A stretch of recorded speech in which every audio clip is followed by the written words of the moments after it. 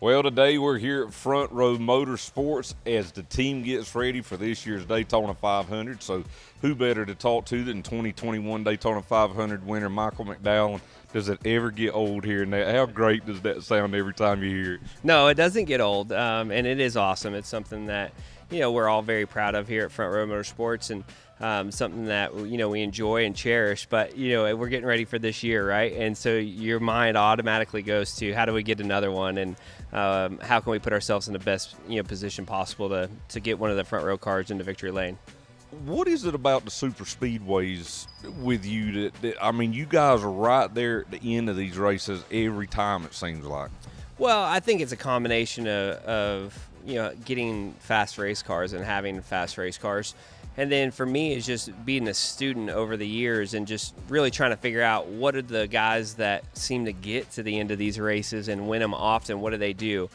So just, studying a lot, watching those guys that are really good at it. And, everyone in the beginning when I started in the Cup Series talked about how, super speedway racing was all luck. And, you just could crash or you could win, and it was like this, it's just a luck thing. And when I started digging in, I realized it's not a lot to do with luck. The same guys end up front every time, and that can't be luck, right? They can't just be that lucky. So I just started studying those guys that consistently put themselves in position and tried to learn what they did. Ford Performance as a whole wants to strengthen all of their race teams, and the only way to do that is through collaboration and working together for a common goal.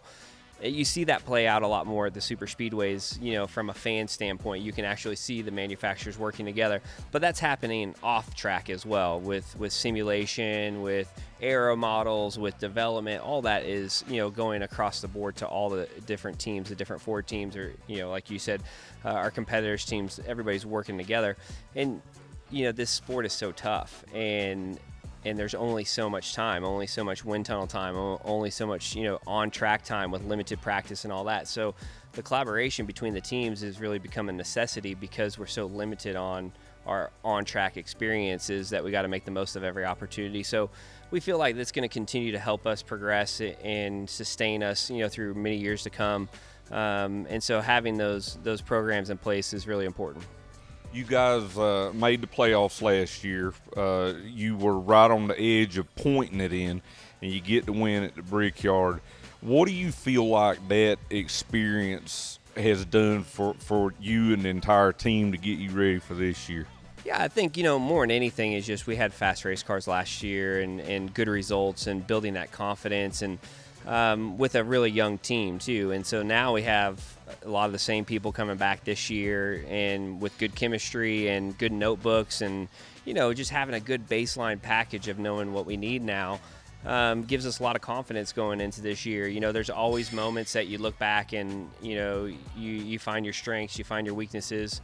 We were able to work on some of those weaknesses in the off season. And so hopefully this year we can perform, at a higher level than yet ever. So we're optimistic, but we got to go racing. So it's about that time. Well, for Michael McDowell and Front Row Motorsports, that quest for a second Daytona 500 championship begins with qualifying on Wednesday. And then, of course, it'll be the duels on Thursday. We'll have it all covered for you on Racing America.